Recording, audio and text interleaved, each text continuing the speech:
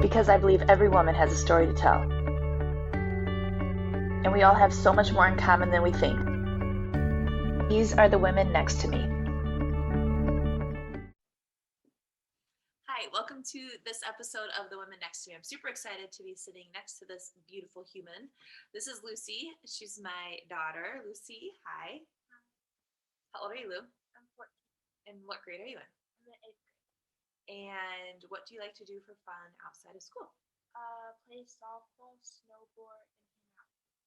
Yes, you are for sure my social butterfly. What goals do you have for the future? To have my own HGTV show. I can see that happening in 2 years' time. Yes. All right, so 2020 has been a rough year for Lou. And I think her friends and just some of the kids in general, not everybody for sure, but I think it's been definitely a year of growth. Lucy hasn't been in school since March of last year. Still has not been in school. So friendships have had to be adjusted. Has that been hard? Yeah. Yeah, because normally you might have been seeing friends in school every day, and now it's not happening. So how are you and your friends staying in touch? A lot of it through FaceTimes, and we started making Zoom calls with 12 of us, and then just sending each other links or posting it on our stories, and then random people from school joining, and we're all just talking, and then a lot through Snapchat too. So social media has maybe been a positive. You don't have to go into detail, but has it been a negative too, maybe? Yeah. Having the access. So I know that if I was your age and all the access to social media, I know that would create issues, but you guys use it to your advantage too, and use it to keep in contact with each other. TikToks, yeah. Lots of TikToks are happening in our house, but that's okay. The kids are getting involved in it too, and they're having fun. So Lucy also, along with COVID, also obviously had to deal with my cancer diagnosis.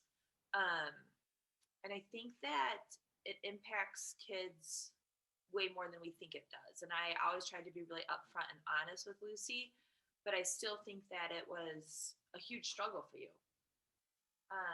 What do you think was some of the hardest parts for you? For sure the chemo parts. Yeah. What part was hard? It's okay, you can go.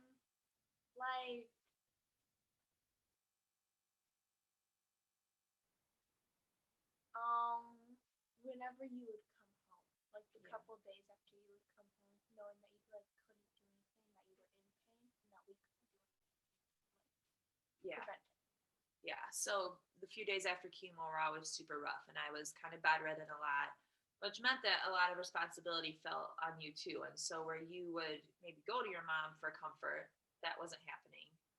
And then you also had to kind of step up and be the mom in some situations. What do you think was a silver lining through it all?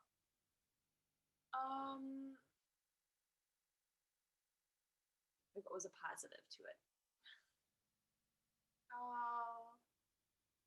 Probably getting to I don't know, I was with my siblings a lot more, watching them a lot, and getting to hang out with them more, and so yeah, getting close with them. Yeah, you guys for sure definitely got a lot closer this last year. I think something else that we talked about too as a family that really stuck out was how much the community came around us. Yeah. Yeah.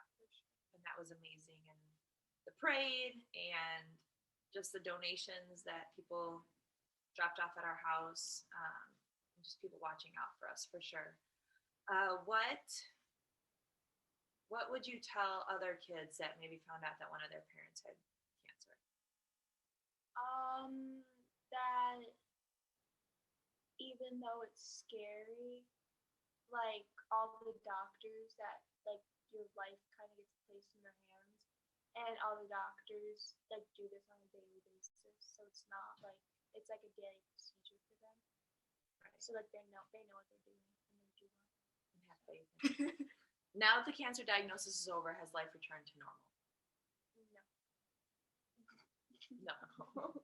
No, and I think that that's hard for some people to understand too, and I think it's hard for us to understand as a family too, that just because I'm considered that I don't have cancer, I'm considered cancer free, there's still so many things that we're dealing with. Yeah, and it's just kind of a constant daily battle, right? Yeah. All right. So, what are something that you're looking forward to in 2021? This summer and more, hopefully, more things being open. Yeah. Because since COVID's gotten better. Yeah. Just being able to do more. Yeah. And to go back to school. Yeah. Yes, and to do the fun things. Well, Lucy, I really appreciate you sitting with me. It was fun to talk to you. I appreciate everything that you've helped me with this last year. Definitely would not have been able to get through it all without you. So, love you tons. Thank you. All right. Thank you for joining me for this episode, and we will see you next week.